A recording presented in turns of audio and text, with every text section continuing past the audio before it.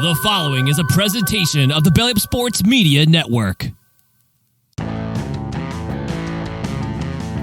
are listening to the 1420 Sports Bar Podcast. 4 beer with a sports talk and a whole lot more. We are part of the Belly Up Sports Network. Listen in as Brent and Dave invite you to belly up to the bar with them to talk about everything in the world of sports, just like you would do at your favorite watering hole. It's sports, beer, and shenanigans, so belly up to the bar with us, grab a beverage, and let's get into it.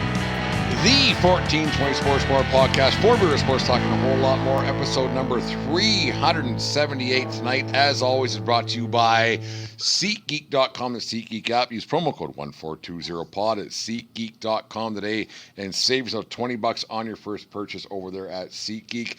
Remember, we're part of the Belly Up Media Network. Go to bellyupsports.com for all the great articles and other podcasts. The Craft Brewed Sports, great show they had tonight on Tuesday. Make sure you guys tune into that one.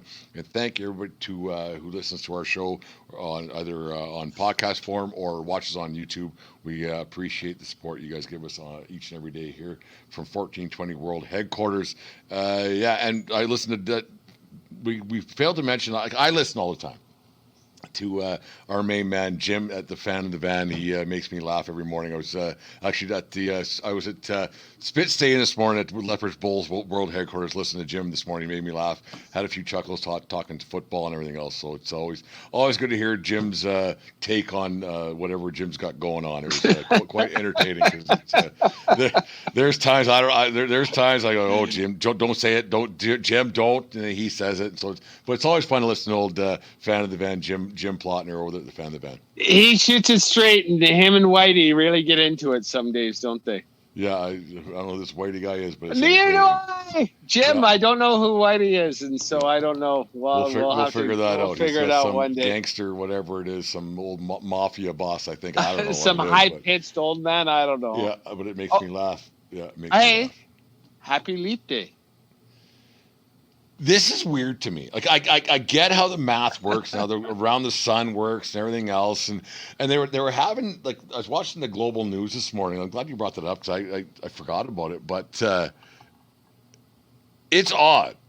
It's odd. Like if you're born, there's not many people January 20 or February 29th that are born or February 29th that are elite babies. Like you could be our age and be 14 technically, not theoretically, right? Or theoretically, you're no, that's absolute garbage. No, that's wrong. So anyone that's now 40, you're not 10, you're 40, because this is what it is. It's laps around the sun.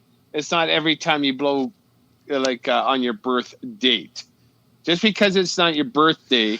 Okay, I'm glad you said that. Get a year. I thought you were going to go the other way. No, and be that person. You're fucking 40. You're not 10. That's stupid. It's stupid. It's really stupid. It's so stupid. Like, if you have a baby, the baby's 50 and you're 28, fuck off. That's stupid. Like, stop it. It's kind of fun to say, but, I can only imagine the family. It's my birthday. I'm 8 today. No, you're not fucking 8. You're 24. Whatever, right? You still can vote. You can still get drafted. You can still get your driver's license, right? If you want to play it one way, then play it the other way too, asshole. You got to be 410 before you get Social Security. Do you think there's somebody who's like, it's probably a fucking douchebag named Lance or fucking some Karen saying, yeah, I'm 12 today, and they're 48. Just don't say that to your family, because there's probably fucking, I would imagine, and this I do get, when you're even in your 40s and 50s, like if it's the 29th, we actually do, because it is the actual birth date, right? And then so let's just do a thing, but they would have the pool. Like there's always some bookie like Mookie on craft beer. He'd be making, how long before Karen says she's 12 today? Like. And they would have to buy their blocks like 12:10 to 12:20. Mookie don't mind going on to fucking pro bets or whatever it is and placing a bet on kids and things and stuff. No, it's something else. It's it was all over Global this morning, and they had the person's this many years old, and then they did a math. They did some math that when the baby was 25 or 28 because every 4 years, then the mom would be 24. Like, fuck off. It's not. It's stupid. It's stupid. It's so stupid. But whatever. Happy Leap Day. I did know a classmate of mine was born on the 29th. Oh, really? Yeah. And it so happens his father was my mom's cousin, so we share genetic material. And I'm not in touch with him anymore. But yeah, I remember like him and I were... Are you not in touch because he kept celebrating it? Like, fuck, man. Oh, no. I was like, we were in the same class from kindergarten to grade 12. Like, so I knew him. Yeah, and I knew his family and whatever. Like, but yeah, he was... So March 1 is when he celebrated his birthday. It's got to be kind of a bummer. Like, let's get down to like a when you're a kid. As a kid, yeah, it must be a bit of a bummer. Well, 4, 8, 16, 20. That's it. Well, 4, 8, I don't know. Like, so 4, you're just celebrating with. Or when you're a kid in junior elementary and junior high, there's probably more cupcakes that were brought when it was that day. Right, because it's only his third birthday. Their parents are stupid, but it's probably like so that was that kid's day. When you were a kid, I'm not saying when you're 50. No, I totally understand. Yeah. It's your day. Know. Well, the other good thing, like leap years were always Olympic years. Speaking of that, it was 14 years ago yesterday where Sidney Crosby scored the golden goal, and Iggy, and like every time I see that fucking brings a smile across my face and a tear to my eye. Was that and I was thinking the same thing. Awesome. Like so, what was better, that one or the Salt Lake City one for the first one in 50 years? For me, it was Salt Lake because Salt Lake was my 70s it was 76. Like Salt Lake was my 76 because you always hear about the 72. Sorry, 72. 72. The always the Paul Henderson one, the Tretiak of the Russians, and on, and Esposito for Canada. 72 because I was born in 74. 2002 is my 72. Like that's the one for me that was hockey. Like that. Team Canada, they won it. They haven't done it for X amount of years, whatever. It's because 72 wasn't even the Olympics, right? Right. And so 70 or 2002 for me is bigger than 2010, just for me. But 2010 because it was in Canada, and apparently the roof blew off the fucking GM place, and on it went. That was awesome. But 2002 for me, that one's bigger than 2010. I agree with you. And where it was, the Vancouver 2010 one, I actually watched at home just with Katie because she was pregnant with Jasper at the time. And Katie, like a week previous, we were in Vancouver going to Olympic events with my pregnant wife. And we had a ridiculously good time. I'll never forget those days we spent in Vancouver. And so that was important to me that way. And the memory of the game-winning goal, right? The golden goal. Unbelievable. But the 2002 in Salt Lake, it was what was the final? 5-2, 5-3? I don't 5-2, I think. Yeah, 5-2. So maybe because there wasn't that seminal moment. The seminal moment for me in that game was that pad save Brodeur made on I forget who. Yeah, and then it was like fucking Tony right. Monte, I think. Yeah, he's dialed in where we got a thing, and then also that was the Lemieux non-assist between the legs and Fleury slapped Paul it in. Correa. Or Correa, but then sorry, I'm rambling a little bit, but it doesn't have a defining moment, but I have 3 or 4 just crystal clear memories of that game, and that was in Luke's basement when he lived just 5 doors down too. That was a good night. That was good afternoon. That was a really good afternoon. 2002. Yeah, that was. I said if Canada wins this one, I'm going to jump in. Because I was living in Vernon at the time. If Canada wins this one, I'm jumping in the lake. And we went down. We watched the Cal Hotel in Vernon. You polar bear plunged it? And we pulled up to the old Blue Heron there, and we fucking ran down, me and I can't remember who the other guy was. We ran down the fucking dock at the Heron there and jumped in Lake Okanagan at fucking like 7 o'clock at night, whatever it was. It wasn't warm. It wasn't warm, but it was one of those. That 2002 was great. 2010 was fantastic, and ending in overtime. Wow, yeah, it was awesome. And that's the thing, because was it Chris Cuthbert, Sidney Crosby, the golden goal. Like it's and for Canadians, that will forever be etched in our memories, just like the Al Michaels for American hockey. The Do you believe in miracles? It's not like the golden goal isn't as big as the miracle one, but it's close. Actually, which one's like? Is the golden goal by Cuthbert bigger or the same as Do You Believe Miracles? Or I know same level. No, not even close.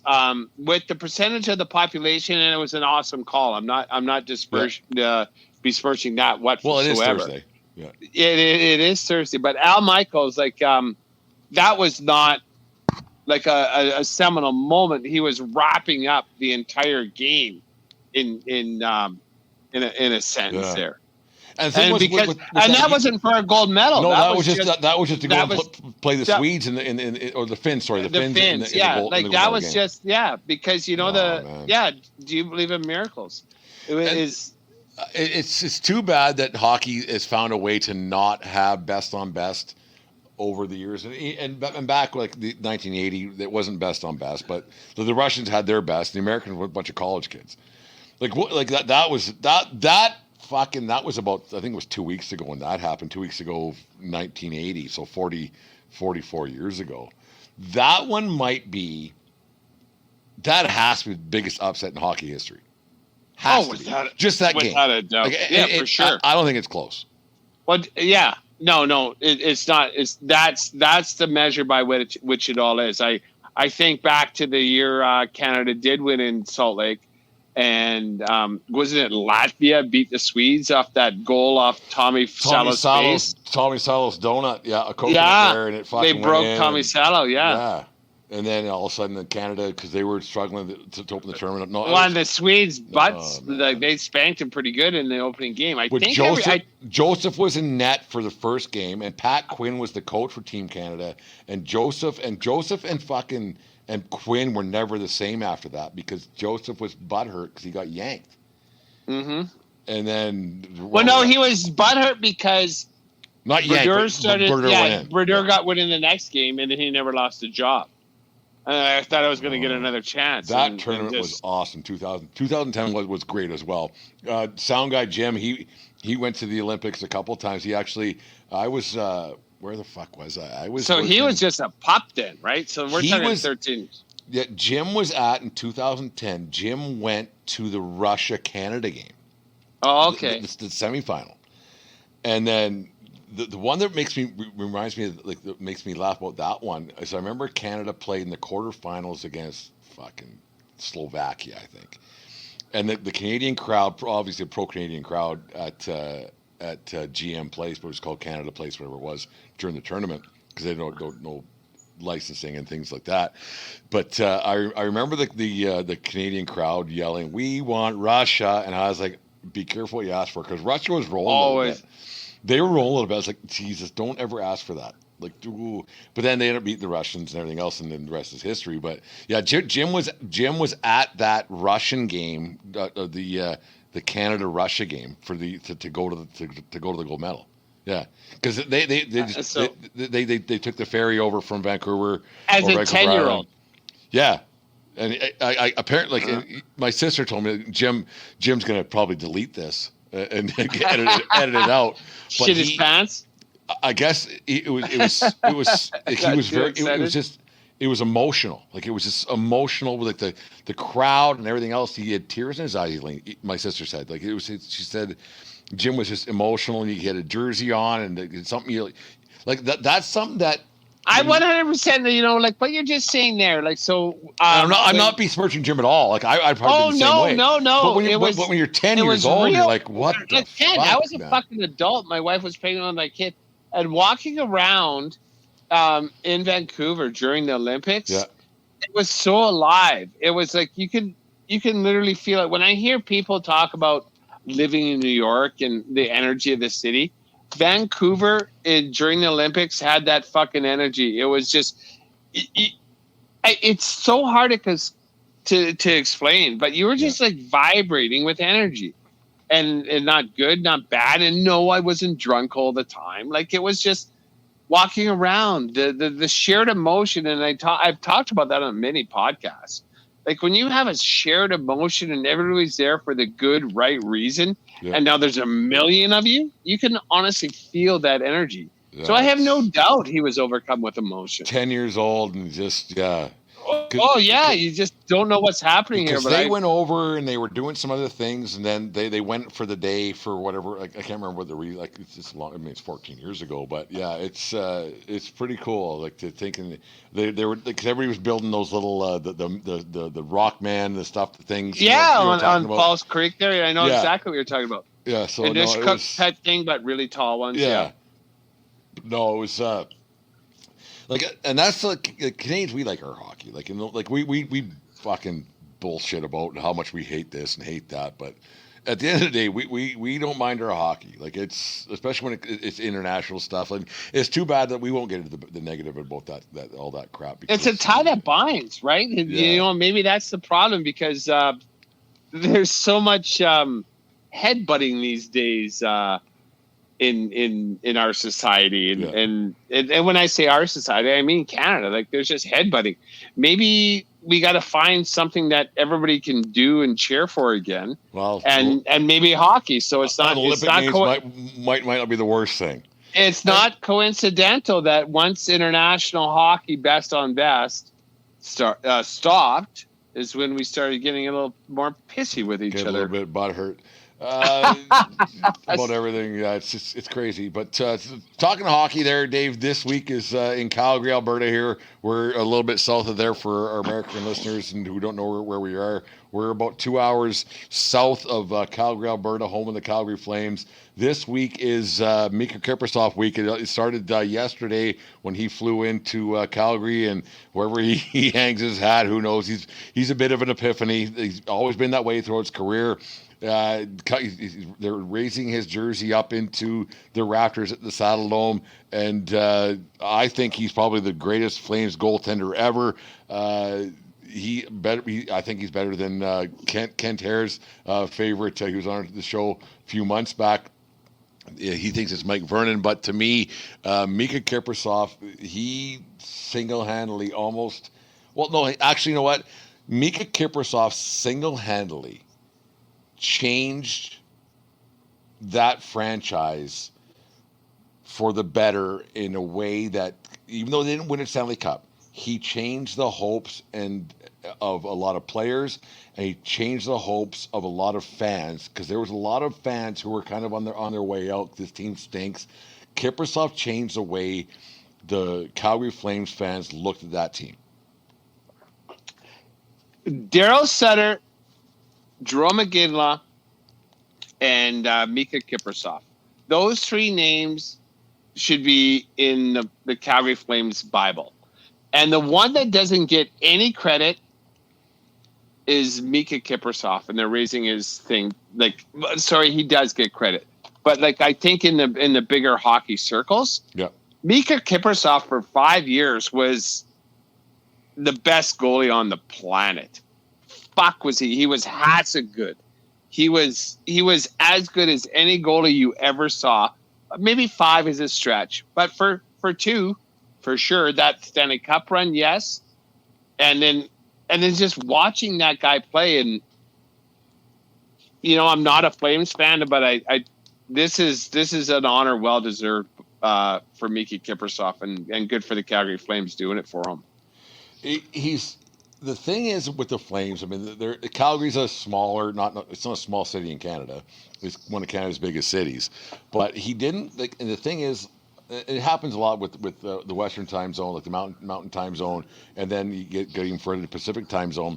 When the people are in bed in New York City and in Boston and wherever else, they don't watch Flames games. Why would you? I mean, you're in bed. The game starts, you're in bed. And that's just the playoffs, yeah. And, But that's just yeah. the way it is. And how good he was, and how it's, the thing. Like, I'm an ex-goalie, as you know, if we talked about it in the show before. But like how calm he was all the time. Like that's the thing that stands out for me with Kiprusoff. Like, yeah, you make saves, on and on it goes. But the thing that stands out for me with Kiprusoff was how calm he was all the time. He never he never had fear in his eyes. He was calm, cool, collected, no matter what. That guy was such a great goaltender and kind of lived in obscurity. And that's kind of shitty for, like, if he was a New York Ranger or a Boston Bruin, he'd be in the Hall of Fame.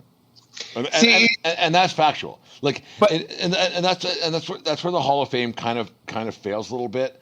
It's where you play, not how great you are sometimes. Not all the time, but if Kiprusoff was, because Kiprusoff is just as good or better than Henrik Lundqvist, and Lundqvist in the Hall of Fame.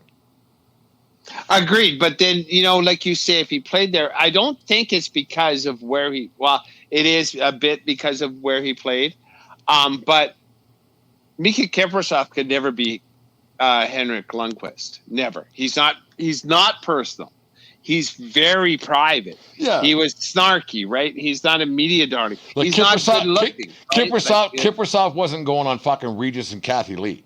No chance. Kiprusoff was there to stop pucks, and you leave me alone. And be a teammate and have a good time. And I'm gonna be a teammate. And they said like he would he's distant. He's not a rah guy. But when you hear Rhett Warner and Jamie McLennan talk about him and his off-ice preparations, it was like, fuck, like he took care of himself. He's like fuck you guys. Like I'll come for practice. I want to know what we're doing on breakouts and stuff like that, obviously. But you just let me worry about stopping pucks, and I'm going to stop pucks. And that's what he did. Like, better than anybody on the planet for 2-3 years. Like, the funny thing about Kiprusoff is that he was on his way out, because he came from San Jose, and he was almost on his way out of the league. Like, he just wasn't cutting it, just whatever. He just didn't. And then he went to Calgary, and Daryl Sutter brought him to Calgary, because Sutter was the coach there originally, and blah, blah, blah, whatever it happens. And then all of a sudden, it all kind of just started to work. So, and that's the thing with goaltending, is that not every goaltender, most goaltenders in the National Hockey League level, they have a skill set. But when they get some confidence, and then their coach shows some confidence in them, that means a ton. Because you don't lose your skill. You can lose your confidence as a goaltender in half a second. Like, it's over. But Sutter showed enough confidence in Kiprusoff, where Kiprusoff started believing in himself a little bit. This is my own opinion. No. What you're saying is making sense. He goes, okay, Sutter goes, I think you're really good. Because Sutter just got fired from San Jose the year before. He goes, I saw something here. Now, and Sutter's line back in, what was it, 2000 and was it 2003 when the Flames went the cup, that cup run? No, it was the year before the strike. The strike was 2005. So four. So whatever it was. So whatever. 20 years ago. Yeah. He believed in him. And he goes, okay, good. Like, you believe in me, I'm going to... and that's, like you were saying, like, Iginla and Sutter and Kiprusoff, they got the confidence from each other. And okay, those three made that happen. We're doing this. And then everybody jumped on that. And we say it all the time here on our show, is that you show me a good goalie, I show you a good coach. But the coach had belief in the goalie, who had belief in everybody else, and everybody else jumped on board. And like you were saying earlier on, that Rhett Warner, he's not a great player, but he was a serviceable player for a long time. He probably owes Kiprusoff a couple of bucks. He says that himself. So in his career, Rhett Warner has lost 3 Stanley Cup Finals. When he was brand new in the league in Florida, when they lost to Colorado. In Buffalo, he was on the Hasek team that lost to Dallas. And then as the Flames, he was on the team that lost to Tampa Bay. And what he says, like, oh no, like, those goalies, they make D-men a lot of money. Yeah. And like I I owe Hasek and Kipper a lot of money because they made my numbers look really fucking good. Yeah, you look at how good Kiprusoff was, and the rest of the guys that on that team, and like that team is still synonymous with the Flames. Obviously, the '89 team who won a Stanley Cup, but that team is still held in pretty high regard for. Really, without a doubt, because really, like I'm not throwing shade. But they took the city by storm, right? Like they took the province by storm. The Red Mile. Like shirts off for Kiprusoff. All of a sudden, there was fucking the jerseys and the flags on everybody. Like mom still has her jersey and everything else. Like everybody was into it, Like and then then there was the strike year, and then the Oilers did the same thing. But it wasn't as organic as fun as that Flames run. That Flames run was just like out of nowhere. And then they were scoring goals, and Iginla scored 3 overtime winners to go to clinch series. And every player to a man, they actually say it was Mikka Kiprusoff who fucking got us here. And that, like, because you're not putting Marty Iginla's fucking jersey out in the stands. You're not putting fucking Craig Conroy's jersey up in the rafters. You're putting a goalie who actually took that entire team, put it on his back. But the thing about Kiprusoff that I like, he was never once looking for the pat in the back. Agreed. He's like, yeah, I'm a goalie. I'm a goalie. I didn't score any goals. Leave me alone. And that's what I liked about Kiprusoff a lot. He'd be like, yeah. You know, the things like, Iginla scoring all these, like, I think he scored 3 or 4 overtime goals. He scored the game winner, I believe. Correct me if I'm wrong, Tim. Correct me if I'm wrong. I think he scored the game winner or the series winner in every round. Something like that. And he actually had the winner if they would have had a video replay back then. Yes, that right? Should have been a Flames Cup. Did you hear that, Flames fan? I'll admit it right now. The Flames should have won that cup. If there was video replay, the Flames win the cup. Yeah. And but back to and my then point. You have legends. Iginla isn't scoring 6-7 game winners. He's scoring that goal to make it 5-2, right? As opposed to the goal to make it 3-2. Like, Kiprusoff was by far and away the only reason the Flames got that far. I don't care. Like, Iggy's great. Iginla was great. Everything there, they had a lot of great play, but there was like 4 big 5-bell saves that Kiprusoff made every game. Every fucking they game. beat Detroit in the first round, and Detroit just was coming off Stanley Cups. And that was an 8-1. Calgary Flames beat the number 1 seed on a Sunday afternoon in 7 games. I was living in Vernon. I was sitting on my couch on a Sunday afternoon, and I fucking watched Calgary beat Detroit. And I went, I cannot believe this happened. Like, what the hell just happened here? And then on and on it went. I like those, like. Even though you don't win the championship and everything else, and you have some camaraderie with your teammates, and I mean I have it with some guys, and you probably do with some old guys you played soccer with. Those boys tonight in Calgary, they're all flying in. Because I think the ceremony's on Saturday night, if I'm not correct. Right. Yeah, that's the thing. I know of someone that's going there. So the gates open at 5:00. Puck drop is at 8, and the ceremony start at 6:00. So they're giving everybody time. And well, I think tonight might be the big one, just because we're getting old. For the boys coming in out of town, I could imagine that. Some of those guys haven't laid eyes. That's what I'm getting at. Yep. All the guys coming from out of town, they're probably going to get it, because we do it. Like, we blow our load in the first night. We do. Like, we blow our load the first night. We get drunk and fucking talking about whatever. We remember the good old days, and then the next night we're like, oh. So tonight will be the night, like, for all those ex-teammates and everything else to have a good time and BS whatever, because they've all got money. like whatever. It's just, well, clearly, like, and they're happy. Like, this is a reunion, and this they're having a reunion. So it's like a wedding. This is a celebration of joy with all the cousins. So tonight's kind of like the bachelor party. Like it's the bachelor party tonight. Yes, that's an excellent way of putting it. And then tomorrow night, I'm tired. They got shit to do because they might go see their wife, might go for dinner and this and that, and they can take her cool tonight. And then on Saturday night, they get back into her again. That's the wedding, right? So you got to stay sober during the day. But then after the wedding's done, then we're getting into her again.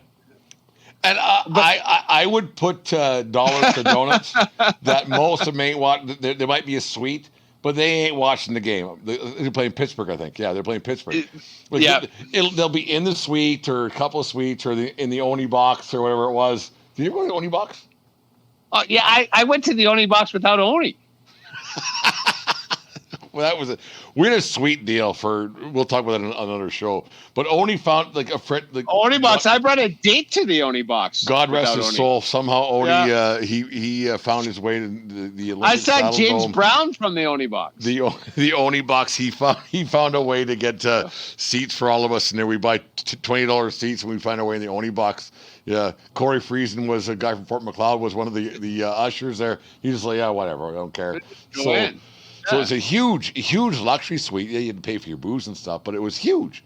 So let's just say like the Flames, like the alumni, they'll have obviously it'll be catered and they won't pay for anything. You know, but they probably want the Oni box because that's away from prying eyes. You don't want main concourse. You want to get up there and get away from prying eyes. Oni box. Because they are going to get after it, and why wouldn't they? But I don't know. But then Kipper's going to have his boys there too, right? But then again, then just like I think he cares because that was an interesting point they brought up when I was listening to him talk about it. Kipper's sons weren't like the oldest one was 6 years old on his last year. So like his kids don't know dad as a super stud goalie. Think how cool it is now that these kids 20 years looking back, yeah, and watching your dad's highlights. I don't know if you search your dad's highlights or like what you do because he's living in another country, fucking fishing and smoking cigarettes. I don't know what Kipper does. I think he fishes and smokes cigarettes. Yeah, and then now his sons, his family that were just. Like I said, like his oldest was 6 years old his last year in Calgary. That'll be so cool for them to be standing there and standing on the ice, looking at all these people chanting your dad's name, and as a man like Kiprusoff is, to look at your family and watching your boys see all these people chant your dad's name and like fuck that. They tell you to get fucked at the gas station when you bug them about the price of cigarettes. Yeah. And now we're standing here in a foreign country, and 20,000 people are standing screaming your name. I can't imagine. I can't imagine how great that must be as a kid. I don't want to take away from Kiprusoff. But I will for half a second. But I remember I was watching a Jeter thing a few weeks back because that's what I'm a dork. But I remember watching, and he goes, "My wife," she says, she kind of knew I play baseball because she just wasn't a baseball fan. And then all of a sudden she goes, "You apparently were pretty good."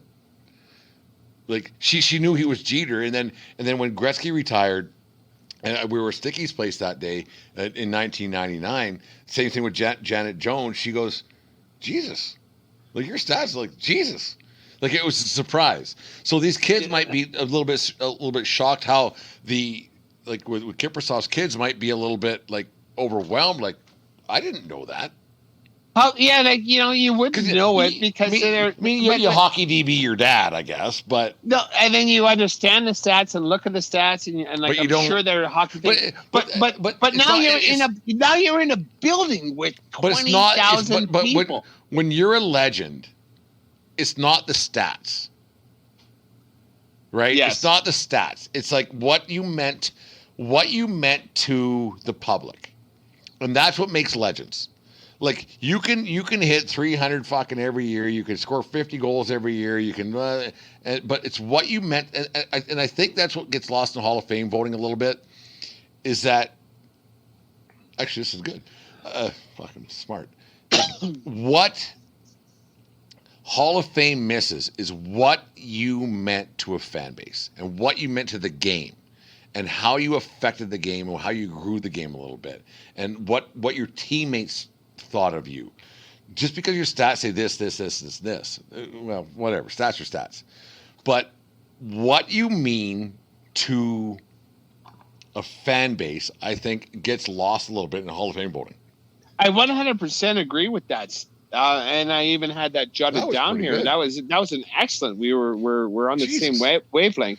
Like so a goalie like. So we talked about, we laughed about Vernie and Barrasso getting into the Hall of Fame. And if you go over the career numbers, then yes, sure, they're better than Mike Vernon. But I was sorry to Mike Vernon than Kiprusoff.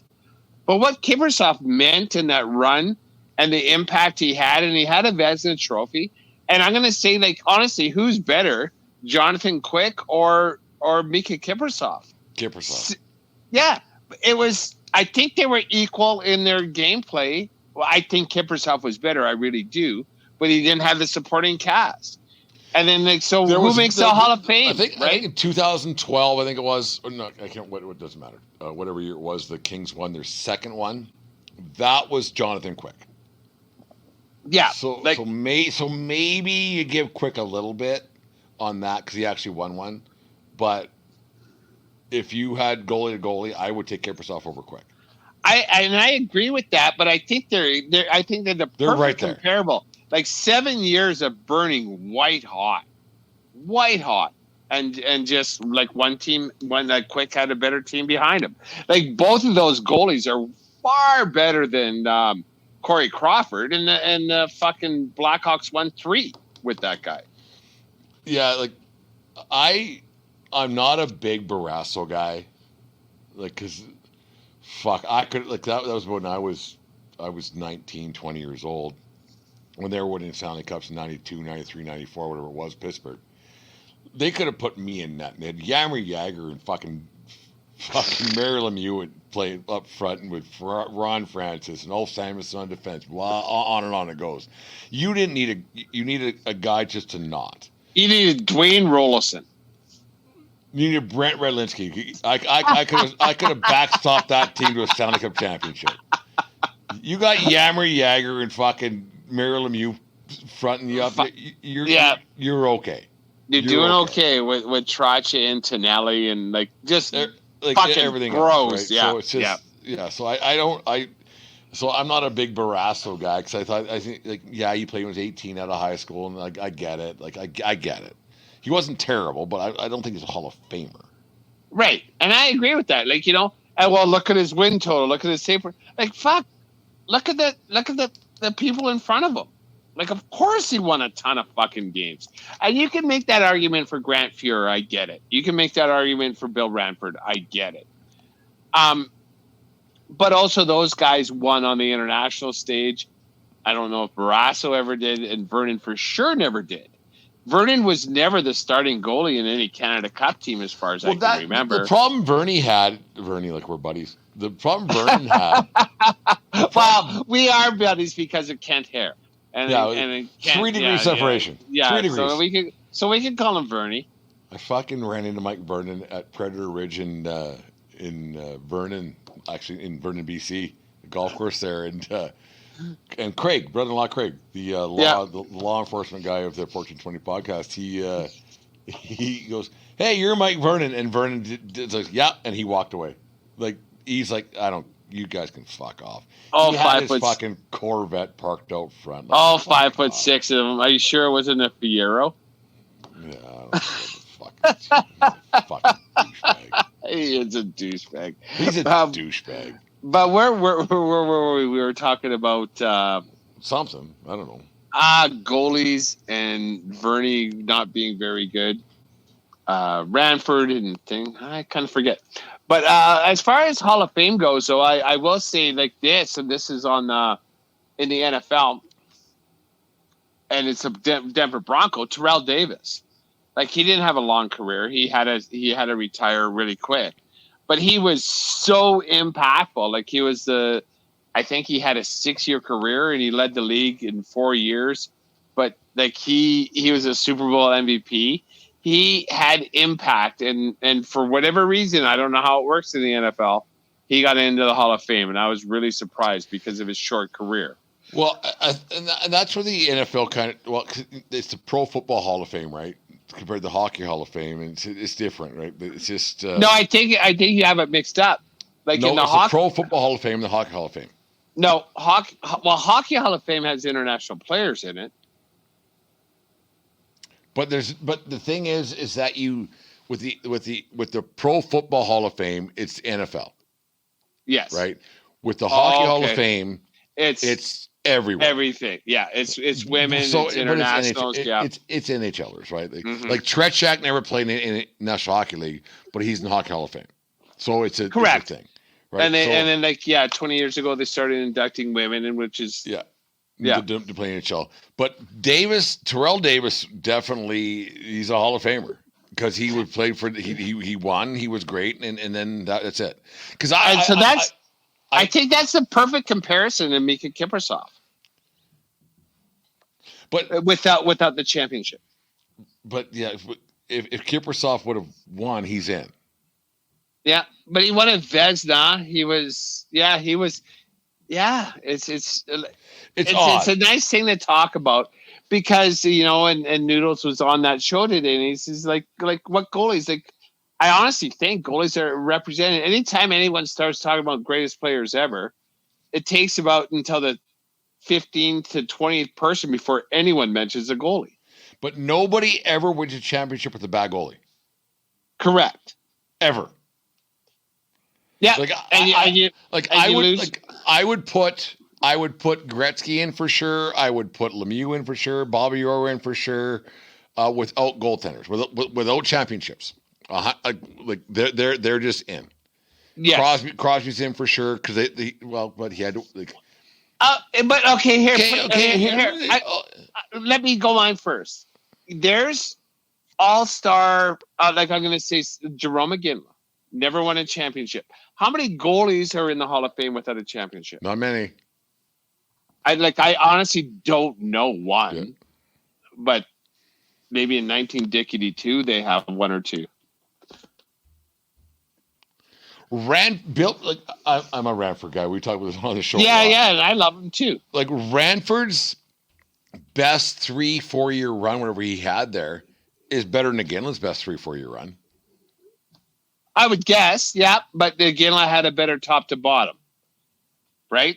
Iginla was effective for 10 of he was top notch for 10 of his 20 years. Bill Ranford, 5 of a 12-year career. And I get it, and and it's the same with starting pitchers now too, right? Yeah, I don't know. Hey, can we take a timeout, man? Yeah. I got to go. Okay. We had to take a little break. 4 beers worth of sports talking a whole lot more. 4 beers kind of eventually got to let loose of those 4 beers. Anyways, we're talking about guys who you think are Hall of Famers and all-time greats, and they win, don't win, and everything else, and aren't recognized around the world.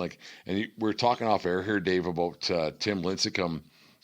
Great pitcher, one of San Francisco Giants, Cy Youngs, and on it goes.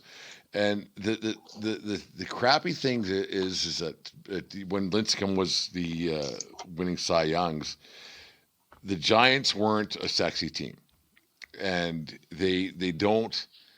He didn't get the recognition. Obviously, it's different than Kiprusoff when he played. But Lincecum is that kind of guy. Like, he won some Cy Youngs and everything else. Is he a Hall of Famer? I think he is. And it's what I think the Hall of Fame is a little bit messed up, because I think that the Hall of Fame really has to do a lot more with what the impact said player had to do with the fan base. Yes, every fan base can't have a have a player. Ken Griffey Jr. Like every fan base, like this guy was great when he played for the Kansas City Royals in 1986, like which was Bo Jackson. But you know what I'm getting? Like every fan base, you don't get a guy in because he was popular. But I think the impact that a player has in the game, I think that doesn't get enough recognition. I hear what you're saying. Like it's like an like impact on the game or impact with the fan base, because I believe that Kiprusoff should be in the Hall of Fame before Mike Vernon, even though his numbers aren't even close to stacking up in the regular season.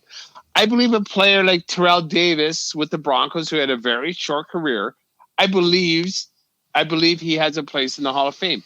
A player like Tim Lincecum, I believe he has a place in the Hall of Fame because he was so goddamn talented, even though his team couldn't deliver for him. And that's because the Hall of Fame is doing something that nobody else can do.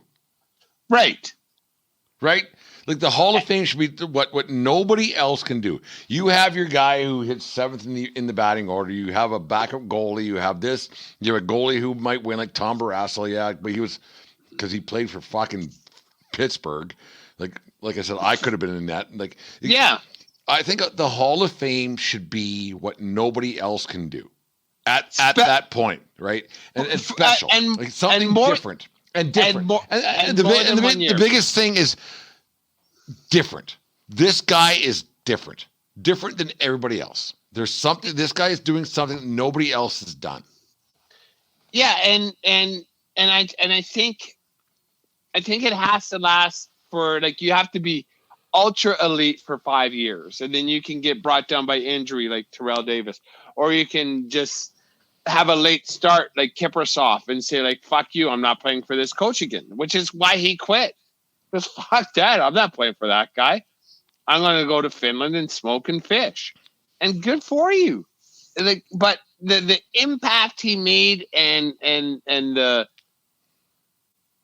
how valuable he was to that franchise. And he literally, like, Kiprusoff put hundreds of millions of dollars into the pockets of the Calgary Flames because he resurrected that franchise and gave them hope for 20 fucking years. They still have the Kiprusoff hope in them. Well, that's the thing. Like, Kiprusoff may have hurt that Flames franchise over the years because of, maybe. Like, he actually may have hurt that franchise over the long term. Like, no, you're not that good. You know, yeah, and even in those playoff throw a series, goalie in, and it was never his fault they lost a playoff series. Never once. Should players in every sport, and not, or a combination, should players that are in the Hall of Fame have a Hall of Fame vote? 100%, yes. That's a no-brainer to me. 100%. Every Hall of Fame player still alive should have a vote. Like, and to me, that's a no-brainer. Real recognizes real. Like, yeah. and that's it. And, like, I don't care if you're a sports writer, I don't care this, I don't care if you're a coach, whatever. But if you have a fucking pulse and can vote on the Hall of Fame, fucking, like, you don't want it to be a popularity contest, obviously. Right. I actually think Hall of Famers should be able to vote for Hall of Fame. I think their vote should be like 1.5 as opposed to any fucking writer. Like, this guy was great. Because I played against this guy, and I'm like let's say if it's Ron Francis, he's the GM for the Seattle Kraken right now, president of hockey operations, whatever, on and on it goes.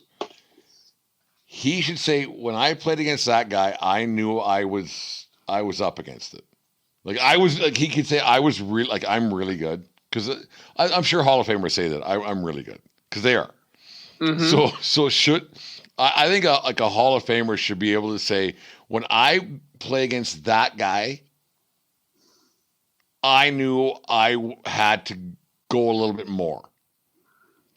But if I was playing against that guy, I was like, oh fuck, I'm gonna. Oh fuck, I'll get 2.5 points tonight, every night of the week, whatever. Yeah. like, and then also the guys that, like, you just get up on them. Like, if we're up by 2 in the third, he's giving up.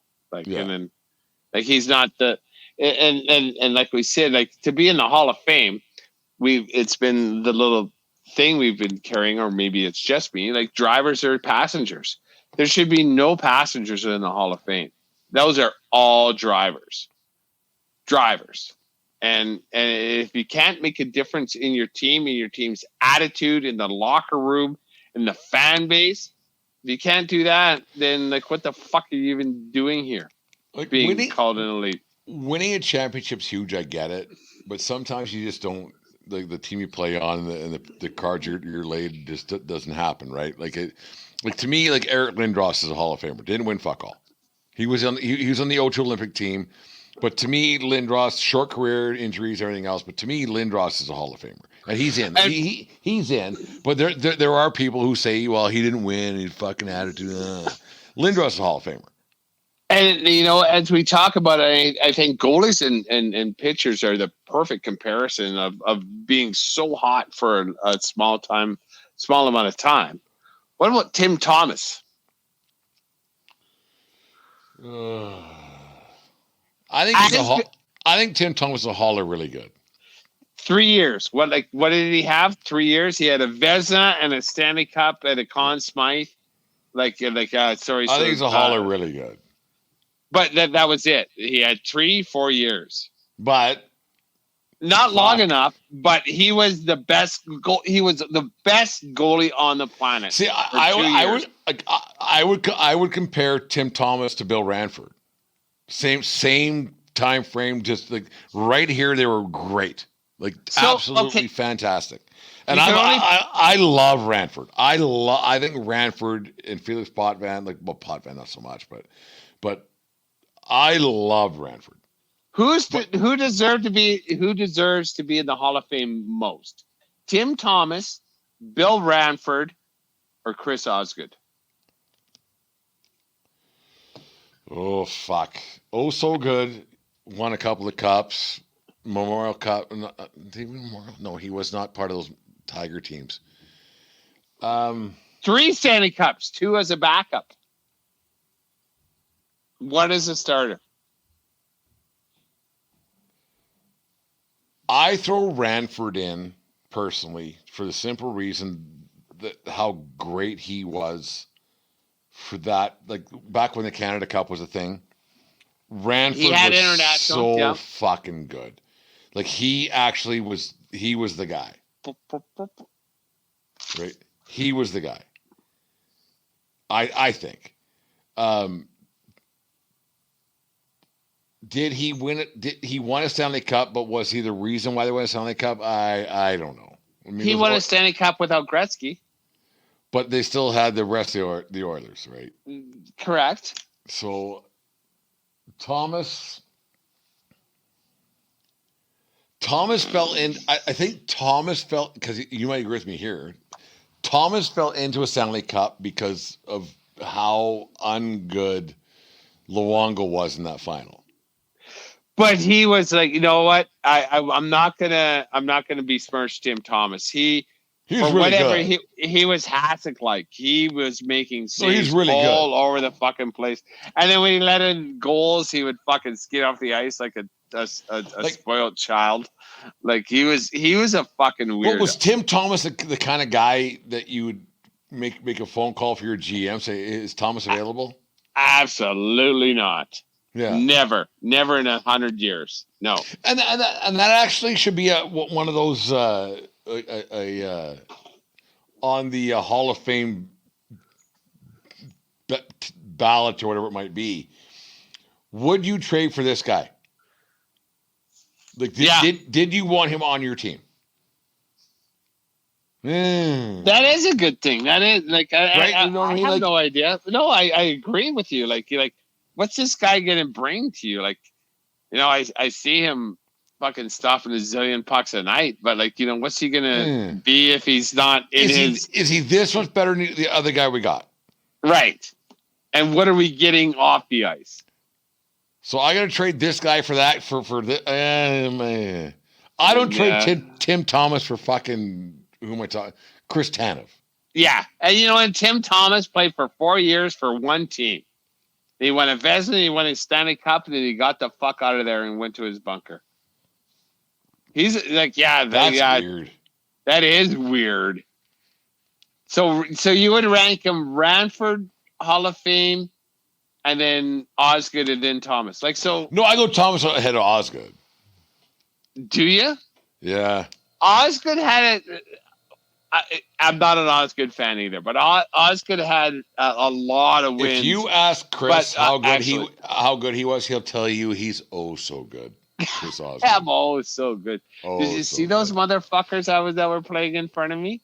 They weren't nearly so good as me. Who would you rather have at their peak, Chris Crawford or Corey Crawford? or Corey Crawford or so good? Is that a fair comparable? Yeah, that's a fair comparable. It's the same guy. Yeah, like so good, and Crawford are famous. The same goalie because they stopped all the hard ones or all the easy ones, a few hard ones. That was it. Yeah, and they had a team in front of them that can drag them out. But they were good enough. They were good enough. Like if Kiprusoff played for Chicago from 2010 to 2016, they win 6 in a row. Possibly. Right? Yeah, you're not wrong. Possibly. They were that good. And he was a great goaltender. No, it's like it's funny. You look at the trade deadline stuff happening here and there, and the stuff happening with the Flames. They trade Tanev for a third rounder to where. Who cares? Whatever. It's all bullshit. If you don't have a guy stopping pucks, you don't win fuck all. You don't win a fucking thing. Look at not the Oilers. Not they got to be great. They don't be great anymore. Back we're talking about. Back then they had to be great. They did. You needed a great goaltender. But now you need a serviceable guy. Yeah, Aiden Hill. Yeah. Devin Dubnyk. Pick your big fucking but you do have your elites like that fucker. I always forget his name. That Russian in Tampa Bay. Mm. And then that's why Florida made it to the thing because of Bobrovsky. It's when big. There are better goalies than others, and that's clearly the fact. But it's kind of like a pitcher, right? Like when you got your stuff, you got your stuff, and you got who can bring their best shit 19 out of 20 games. And then just hope you score a couple runs. Right. And then it's like we know he has this stuff, but this is like bringing it every single fucking night for 7 innings. And that's a goalie, right? You got to bring your best shit. And, that's what Kiprusoff did back in the day. He did have bad days, but there was a stat I remember them saying all the time. Like after giving up more than 4 goals, he would give up 1.5. Well, that I remember years ago, Gretzky talking about Grant Fuhr and saying that if he had to put it all on the line, who would you have in that? And he said Grant Fuhr. Grant Fuhr. Like he said all his houses and this and blah, blah, blah. He said Grant Fuhr. He said, when we scored 5, he don't let in 4. You don't let him in. Like only 4 were going. You're right. Yeah. I used to hate that as a goalie. How many let in? I didn't let them in. Like I didn't let them in. They just went in. Like I'm not very good. I didn't let them. I was trying. I was trying as hard as I could, Mom. Fuck. How many avoided me? How many saves did I avoid? How many pucks didn't hit me? How many did you let in? I didn't let any in. I was trying. Yeah. It's funny. No, it's crazy. No, like it's good. Kiprusoff and those boys are probably having a great time tonight. Like, and good on them. Like I couldn't imagine the stories, the things, and the stuff, and the remember when and stuff and And things. how many people would be there? Because even when they were talking about it today, like Noodles and Rhett had no idea. Kipper was going to be with them, and they were going to be all in the same place, and like we'll figure it out. And then Boomer, I think, like, well, who reaches for the check? And then they got into it. They're like, oh fuck, there's going to be some people there that are going to have alligator arms and go to the bathroom, like and then Noodles just went off, and he's just like, we've all made a good living. Like, I hate this game. I hate when people do this. Just everybody throw a couple $100 in the middle. Yeah. And then, because, I remember those days back in the day, I got to go to the bathroom. Oh, you guys took care of the check? And then, I had to take a phone call. And then, like, 10 minutes later, you see him at the fucking bar. So, like, quit being tight asses. But I imagine, I know those guys are having a good time, and I would love think it's great. I would so love to be a fly on the wall on a night like tonight, where it's just like, and we're old too, right? So you reminisce. Yeah. The stories always get better, right? And you just wonder about, and then the one that makes me laugh when you see old buddies, like when we get together, and you, like, if there's 3 sides to every story, and then like, we went here. No, man, that's not what happened. Oh, yeah, that's right. That's right. and then also someone else, and like, no, I remember this exactly. You were wearing a blue shirt with red flip flops because you had your flip flops. Yeah, and then there was some girl named Marcy. That fucking Marcy, was that her name? I remember that chick. I didn't know her name. Her name was Marcy, and we were going across town, and she had whatever. I couldn't imagine the camaraderie those boys are having tonight, and good times, and misremembering some things. I think it's it's great. Like, if you're a Hall of Fame NHL guy, or if you're like when we get together with our friends, like, those things are it's such great conversations. Like, you misremember things, but there's always someone bringing you around that goes, no, this is what it actually was. Because I have them, you have them, Niner has them, friend of the show. For sure. Like, we all know this is what happened.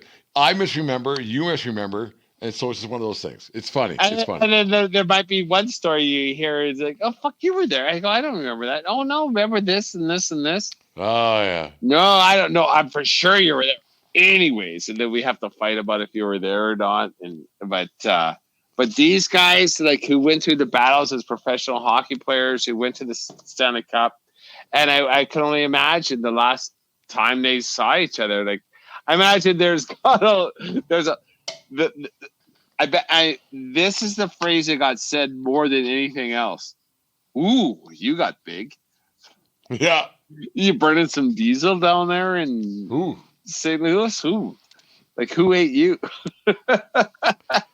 Because that would be the first time they saw each other. And so what was it, 2004? Honestly, 25 years. There's probably teammates that haven't seen each other in person. Yeah, they text and talk and whatever in 20 years. 20 years. Here's a question for you. So you're those guys going out tonight. Do you invite Daryl Sutter? Yeah. Here's my itinerary. We're at the hotel, the fucking Marriott. No, I'm talking about tonight. The boys getting down. No, here it is. Okay. You're at the Marriott downtown, and you go for dinner, because that's how it starts. No, not dinner, because like we're getting old. So once you eat, you're dead. You're done. I'm tired now. We're going for drinks, like pre-gamers. We're going for pre-gamers at wherever, having some drinks. You tell Sutter, because he's older than the players, obviously, that we're going for drinks and some eats and whatever. Then we're going out. I said, tonight we're going out. Tomorrow, let's have a formal dinner with the wives. And according to Rhett Warner, they have a suit and tie event at the Saddledome tomorrow afternoon. And then that's perfect. So then tomorrow we're going for dinner with the wives, the coaches, the kids, or whatever. But tonight we're flying in. We're getting into her. I sleep in tomorrow, and then we have our dinner with the thing. And I want to keep it a little bit easy because I'm old. I can't do two nights in a row. But then Saturday night we get into her back again. Sunday I'm flying home. See you later. That's a veteran move. Yeah, I wish I knew what to do because they're actually a lot of those players are younger than us, right? Like I think Warner is 45. I don't know. So he's 10 years younger than me. Noodles is a year older than me. Noodles is older than me too. Yeah, like he's my vintage. I think he's your age. I think he's your age. Yeah, like I think he's a year older than me. Knowing people that he knows and his vintage, and nonetheless, that's what I would do. And they got shit to do. They want to visit. Like, oh God, it would be so interesting to be there because all you want to do when you're there is hang out and have a good time, or and reminisce, or because your wife's cool, my wife's cool too. And Deanne would be like, go with your friends. Like, fuck, whatever. It has nothing to do. Like, for sure, the wives and kids are no concern to anybody this weekend. Deanne would... We are reminiscing. Kid is the same way. She goes, go have fun. I don't care. Yeah. Like, where's my ticket? That's all Deanne would say. Where's my ticket? I'll see you there fucking on game day, right? Saturday night. Because you would want Deanne there to see the jersey go up. Yeah. I would want Kaylee and Jasper to see the jersey Where's go my up. Ticket? But like, you know, like we're here and we're gonna do this, but like I'm doing this. I am reminiscing. Yeah. Reminiscing. And then because actually when we were at what was that place we went for dinner last month there, Deanne, Miros, Deanne, and Kaylee, and the rest of the wives were like, "Oh, here's the stories are coming again. The same stories." Yeah. So the wives are probably sick of hearing the stories. Yeah. Right. So just go. And this is what we're here for. We're here for a party for my boy. This, right. Yeah. So, you know, and we're living the life, like, you know, like glory because days. Yeah, glory days, and let the boys do their thing. Yeah. Let the boys do their thing because they deserved it. They earned it. Yeah, 100%. And it would be. I'm jealous a little bit of the fun that those guys are having now. Yes. And the night on Saturday is going to be for the fans, and which is awesome for Kiprusoff, and he deserves all the respect and latitudes that he's going to. Platitudes. He's going to receive. Changing attitudes. That he's going to receive. He turned that franchise around, and it's really cool to think as a non-Flames fan how much fun those teammates are having right now as we talk right now. Like I like my mom's a huge Flames fan. And she's and that Stanley Cup run when they lost, but that was huge. And then with the flags and the jerseys and the things, it was great. It was great. Like people listening who are listening from Florida or wherever, it might be boring you right now, but no, it was So who's the core four or like the core six like on the table? So it's Kipper obviously. So who sits closest to Kipper? McClellan. Does Iggy Noodles is there for sure. Iggy because he's a Hall of Famer. Iggy and Conroy, but Iggy and Conroy are now on payroll for the Calgary Flames. They might have Conroy might have to make a trade tomorrow morning. Noodles is there for sure because they were teammates and goalie partners. And he's a yeah, for sure. Yeah, Noodles is for sure there. And he even said that, like, I am tied to his fucking hip. I have to make sure he shows up on Saturday night. Because apparently he might get anywhere. Yeah. Yeah. The thing about Kipper, from what I've heard, is he's like, if he doesn't show up, he doesn't care. It's like, whatever. Like, I'm going, but if I don't make it, listen to today's podcast, you'll like it. But then, so from that team, then is it? I think Sider's there. We laugh. I think Sider's there. What about Reggie, Robin Regier? Maybe. What about the Finn? Who was that fucking Finn? Ole Jokinen? No, he's not there. He's not there. He's shitty. Is Marty Gillen there? He is the coach for maybe. I think Warner's there because he's a personality. For sure, he's there. Like Warner says, I'm there. He's saying this on air. It's just like I just want to get some more. I just want to get some more firm commitments from different people to say where are we going to be. That's what he says on air. Like Warner's there. Like he's in town. No, it would be so fun. It'd be so fun. Do you think the bar traffic on the Red Mile is a little bit higher right now because there's a chance of a flame sighting? No, because it's 20 years ago. I get it, but now like maybe 50-year-olds are going out there. Like, I gotta work tomorrow. And I'm tired. But there are also, like, if it was the Yankees, for me, if I lived in New York City and they're doing the same thing for whoever, Bernie Williams. But New York is so much bigger than Calgary. No, I know, but if this was happening, yeah. The boys are out tonight. Yeah. Yeah. I bet you that downtown Calgary is a buzz right now, hoping to see some I think Calgary Flames. No, I'm glad you brought this up tonight because it's a great conversation. What's his fucker with the red afro? Mike Commodore, is that? He's not invited. Oh, good. Yeah, I made some calls. He's not invited. Is Fleury come? Is Fleury? No, he's not invited either. No, the two of them are not invited.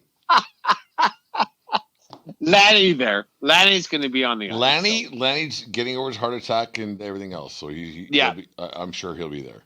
Yeah, he'll be there. He ain't partying, but Lanny and Steve used to have a lot of conversations because we've talked about it in the past. Like fucking crazy. Yes, it's fucking weird.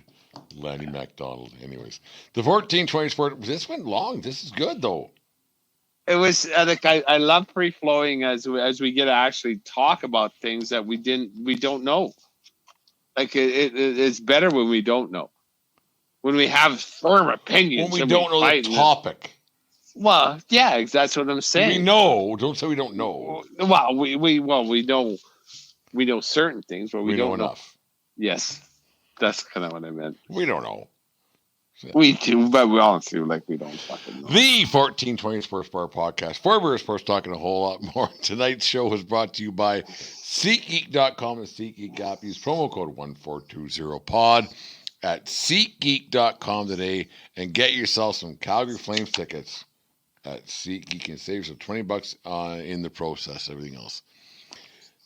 Just go to Red Mile. You might fucking get tonight. They ain't going out tomorrow night, and they ain't going on Saturday because they're going to have a private ballroom, and they're going to get after it.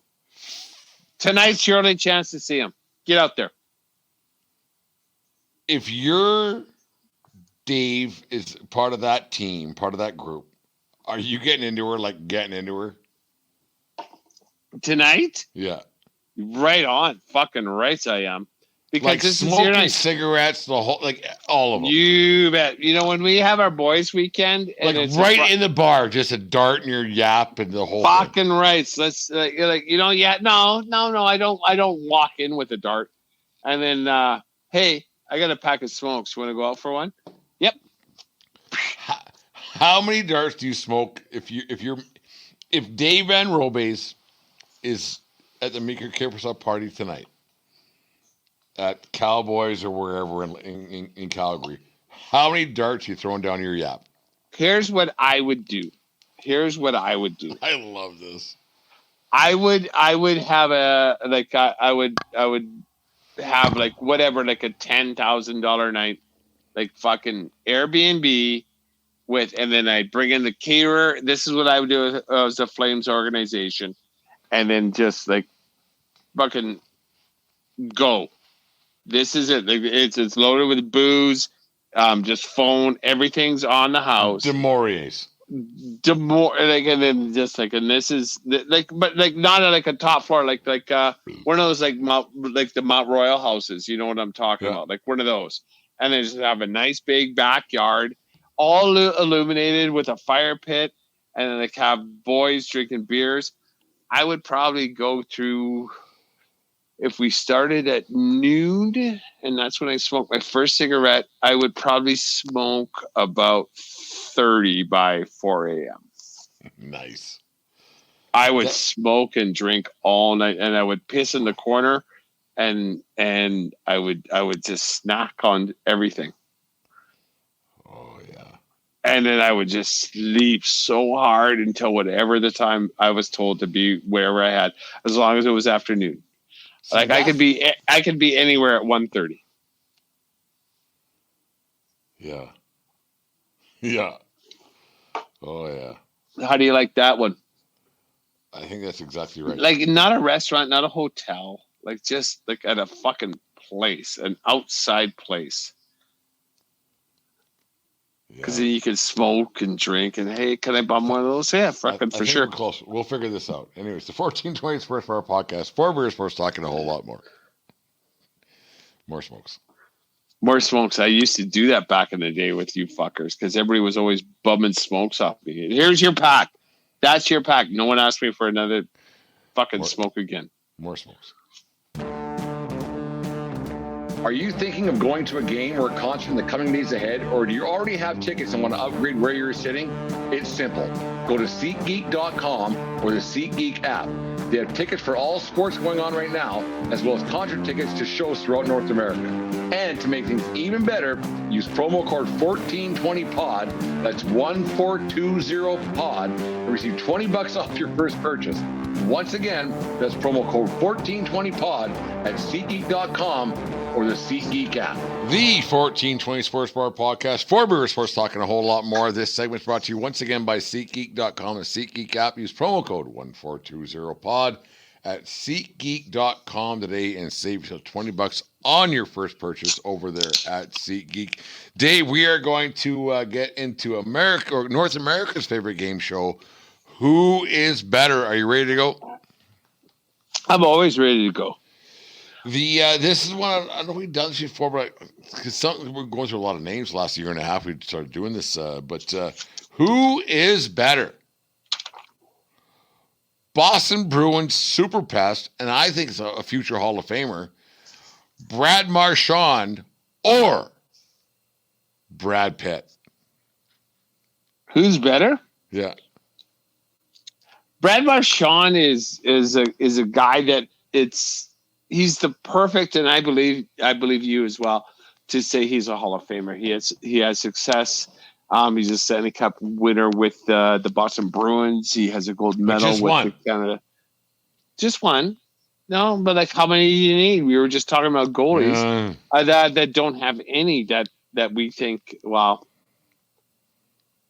Anyways, you heard it. If you got to this point, you heard what we just fucking said. I don't have to recap. Brad Marchand is a guy I want on my team every fucking day. Brad Pitt is a guy I can watch fucking act. That guy fucking, I love that guy. I love that guy. Him and George Clooney are the guys, like every guy wants to be them. Every girl wants to be with them. Every guy wants to be them.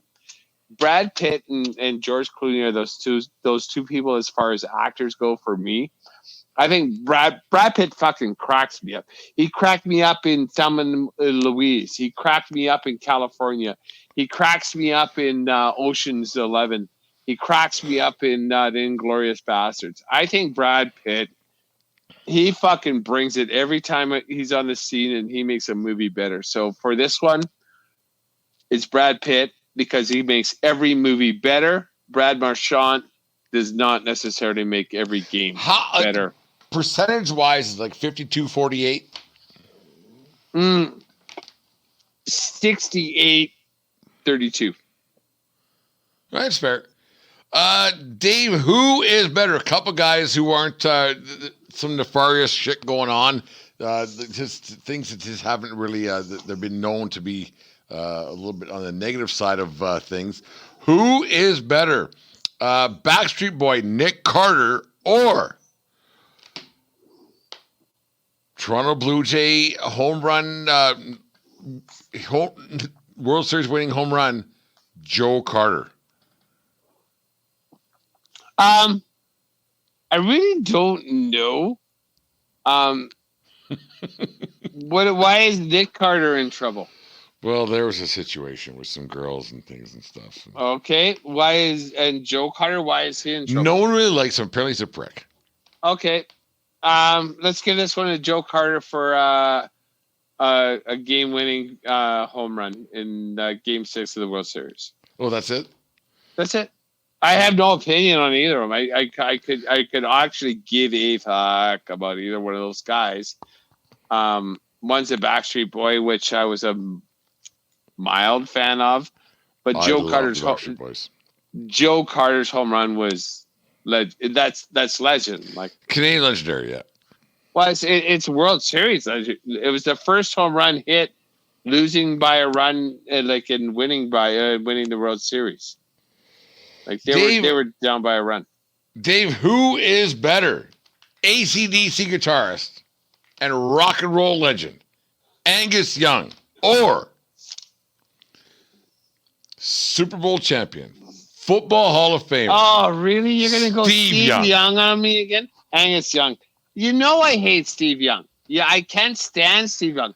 I think Steve Young was a very good quarterback that was put into the most fucking perfectly laid bed. Like it was honestly born with a silver spoon in your mouth.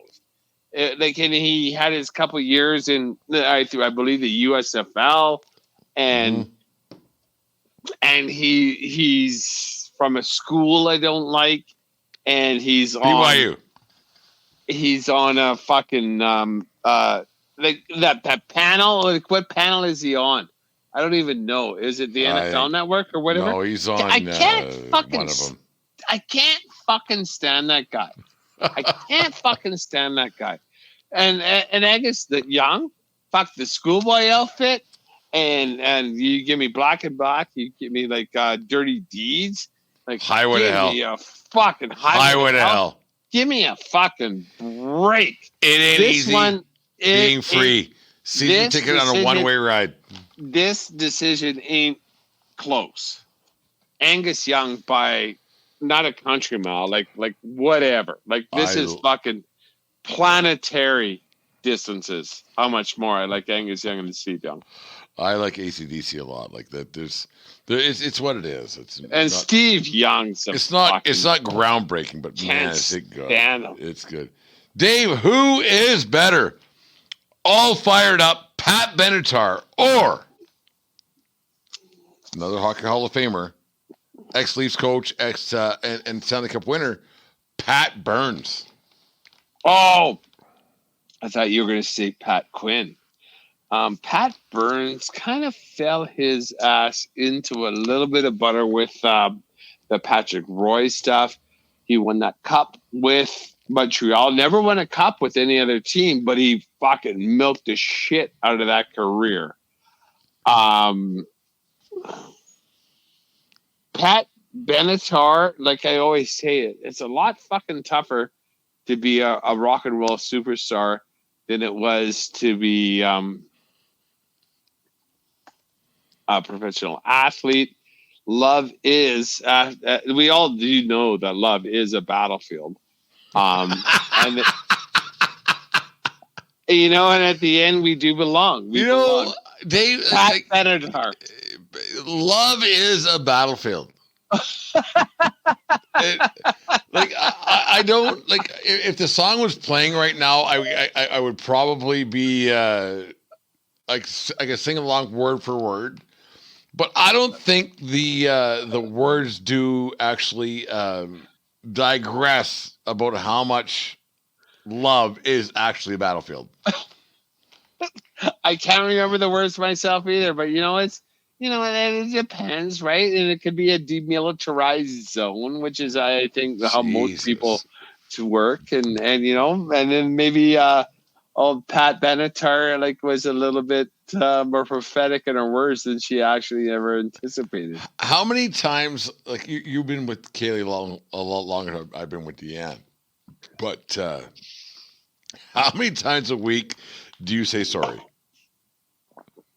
Oh, I think it diminishes. It's like a one of it. It's like the graph, right? It's just sorry, and then not so much anymore. It does happen when I do things, but here it's the ratio of I'm sorry, my I'm sorry to her I'm sorry. Does she ever say sorry? Right? Oh yeah, for sure. But is she saying sorry just to appease you? No, I think mine is more appeasement more than hers. It's I thought we were doing this. I'm sorry, we misunderstood, kind of thing. And this is not I'm not.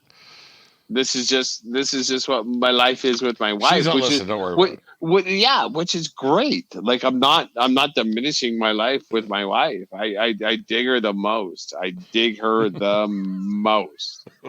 But if you don't have occasional conflicts, you're not actually living your life either.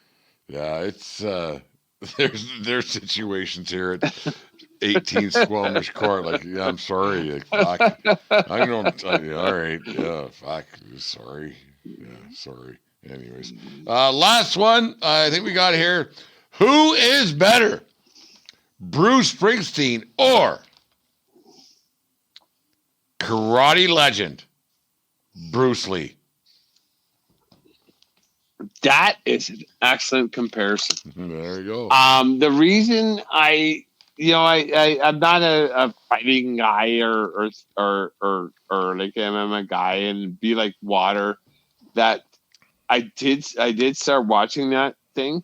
Bruce Lee was a fucking animal. The shit that guy can do. Bruce Springsteen, I love it. Thunder Road is probably in my top 3 songs of all time. The best song ever written. No, I disagree. Well, Thunder Road. In mine, but yeah. Yeah. In mine, it's Thunder Road. Fuck, I love that tune. I sing the shit out of that tune. It's one of my kid knows the words for that song because it's one of our road trip songs because I love that song so much. Bruce Springsteen, I don't love all his shit. I like a lot of his shit. Thunder Road is in my top 5 songs of all time. Bruce Lee, there's nothing. The fact that he died so mysteriously, in the 70s, 81, I don't even fucking know. I think it was 80, 81, yeah. Yeah, and it was too young for us to really saw. I saw 1 or 2 of his movies. I think I saw 1, and that was when I was. I remember watching Enter the Dragon in Aaron Platz's fucking basement. Yeah, when I was 7. And I did watch a doc on him, and he's absolutely amazing. And the fact that we here. Because we still know his name now. You know what? I don't want. I love. I'm gonna say yes, Bruce Springsteen, 51 to 49, because I wasn't alive enough to see Bruce Lee's actual greatness, but the stuff I read about him and things I've seen about him, he's one of the greatest people of all time, martial arts artists and whatever else, yeah. And then die mysteriously at the age of 32, 33. 32, yeah.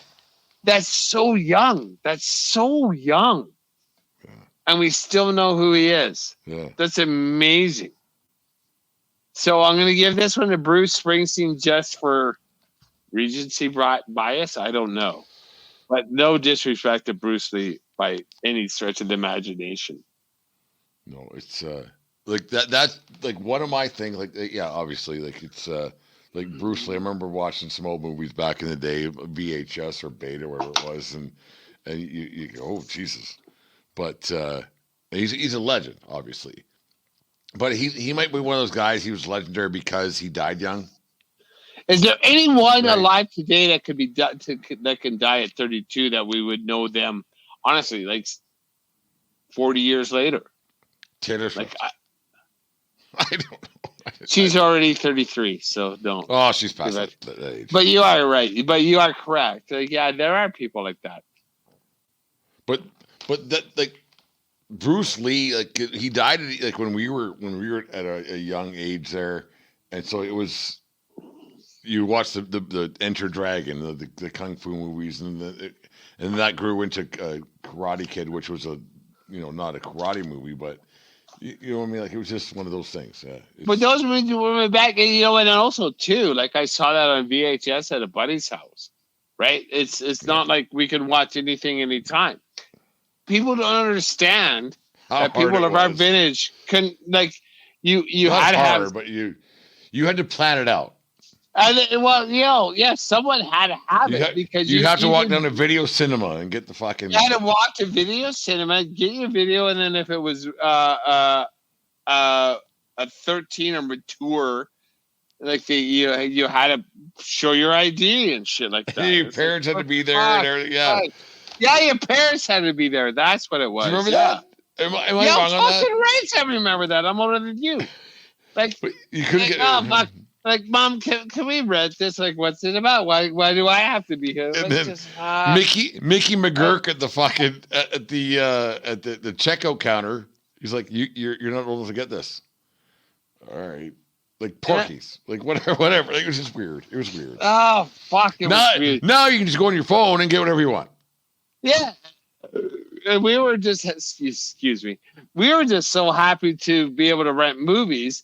But we were pissed that we're like, at the age of 12, we could only watch fucking Bambi and Where the Red Fern Grows, and where we wanted to watch Behind the Red Door and all that fucking stuff. Oh. Do you have your ID? Like, fuck. No, I don't. Is your mom here? Like, where I grew up, I'm not 18, dude. Like you're my neighbors. Like I'm at Video Cinema in Fort McLeod. I'm not fucking 18. I'm 12. No. All right, whatever. Like whatever. So so then you got someone to rent the video, and you just never take it back for like a summer. There would never be like $125. No, but that's when you got to be about 60. Because remember, you could rent movies at 7-Eleven. Not in Fort McLeod. No. Oh, okay. We didn't have those privileges in Fort McLeod. Fuck, renting movies was such a fucking dread. It was actually, no, I won't say that. It was such a treat, but looking back, those motherfuckers, if only they knew. Like, there was, like, stores. Wow, a 24-hour video, and if you didn't get it back, you had, like, oh, fuck, I can't rent there anymore. We got to rent from there. Because drive around town. I got $20 of late fees there.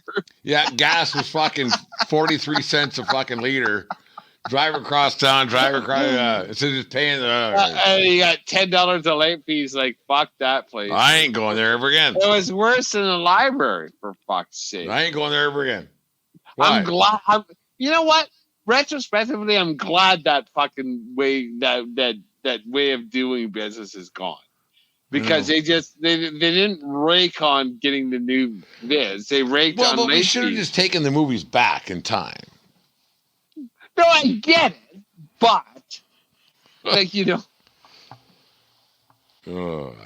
You don't have to be so punitive. Well, it's one of those things. Anyway, Dave, fun show tonight. I'm going down to where am I going to? Helena, Montana for a baseball umpire American Legion thing. What do you got going this weekend? I got shit going on. It is my brother-in-law, Kaylee's younger brother. It is birthday celebration this weekend. So we are going to do that with him. Jasper has another baseball tryout. And I don't understand you baseball motherfuckers, but we've talked about that enough off air. He has another so Jasper has a tryout. We're going to hang out as a family.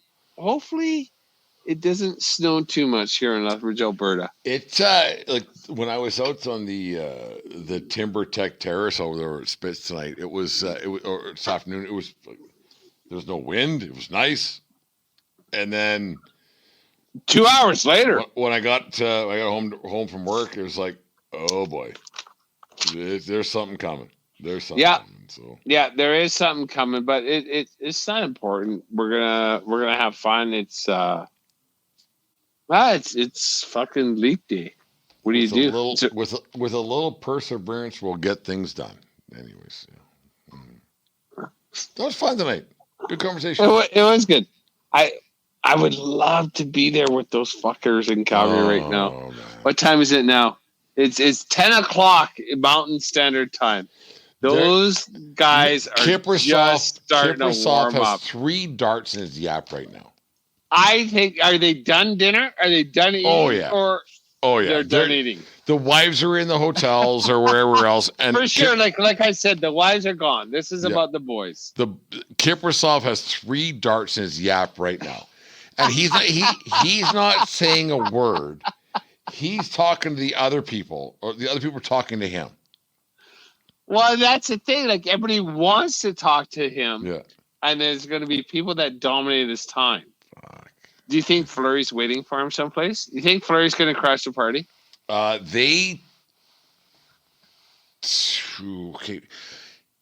They told him, you're not welcome. Someone told him, like, stay away. Stay away. You're not welcome here anymore. Is that because he never played with the team with those guys. Is that Fleury and Conroy telling him, like, no? I think it's Conroy saying don't. Because it has to be one of those two, right? Yeah. Like, this is the team telling you, fuck off. Don't come around. Don't come around here. Tom Petty.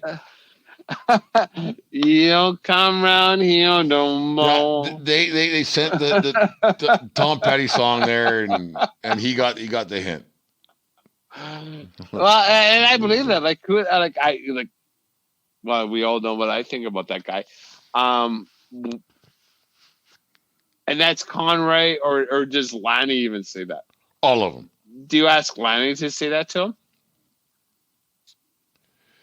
Here's how it be. Conroy phones Fleury, texts Fleury and says, like, you don't show up, like, you like stay away.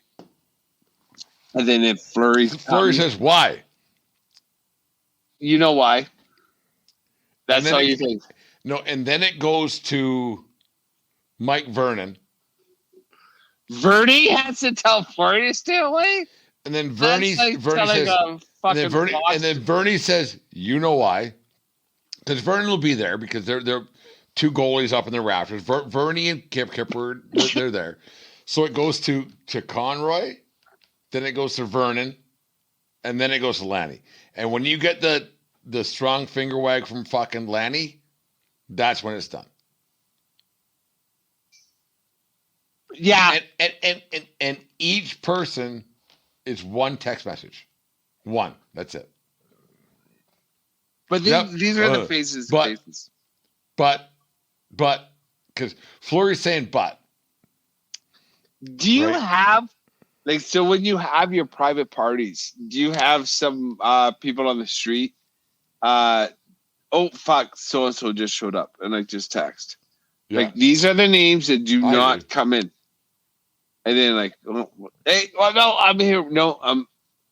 Hey, if you could just wait a moment, someone will be able to talk to you. And then that someone is Lanny McDonald. If I got 10 sheets in the bank, I have a bouncer.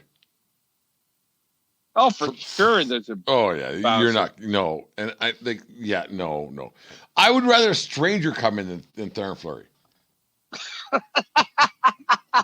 Or just like do a fundraiser for kids sport. Some super fan with a fucking jersey, face paint. Yeah, you come in. Actually, you know what? I would make sure that Fleury saw that. Yeah, this fucking super fan is more welcome this contest than you are. winner. Yeah. Than you are. Yeah. You fuckhead. Well, what was that fucker on Stampede Wrestling? We're having a party. Where J.R. And Foley. you're not and you're not invited. At the Bonus Hotel. At Frankie and Johnny's. Frankie. The back alley. Fuck. Those boys are having a good time, and I'm jealous of you. And it's a very, very, very rare occasion. I'm jealous of a Flames fan right now. And I guess it's not even a Flames fan. It's just like, have a time tonight, boys. Celebrate the goalie that is Kipper, Mikka Kiprusoff, because he's a special career, right? He's a special individual that turned this foundation of your franchise around, and I'm glad you're honoring a special player like that. And then celebrate your career as well, because it's fun, right? It's it is. Celebrate your own career, right? Because they're not. This is 20 years ago. Robin McGear and blah blah blah. Anyway, yeah. The 1420 Sports Bar Podcast. For Beer Sports talking a whole lot more. Take care of yourself. More important, take care of yourself. So you around. Can you stick on the ice somewhere else, David? Don't swing at high pitches. Jim, watch those. That's going to start at like 4 o'clock your time on the coast, but don't swing at those high pitches, Jim. Crying. Like how many years ago? There's going to be fucking fallen adults all over the place because they're going to remember, right? Like this was the closest all those guys. I won't say all of those guys. A lot of those guys got, and they're going to remember. Cheers, I will remember you. Oh, who's that? Sarah McLachlan. What was that? My favorite song that should be played is 10,000 What was Sarah McLachlan Fest? Lilith Fair. Lilith Fair Fest. These Are the Days by 10,000 Maniacs is one of my favorite songs of all time. Oh. Look it up. That's what they should play. I won't. I gotta tell you right now, I won't. Have you ever heard it? I'm sure I have, but I don't want to. These are the days. Good night, folks.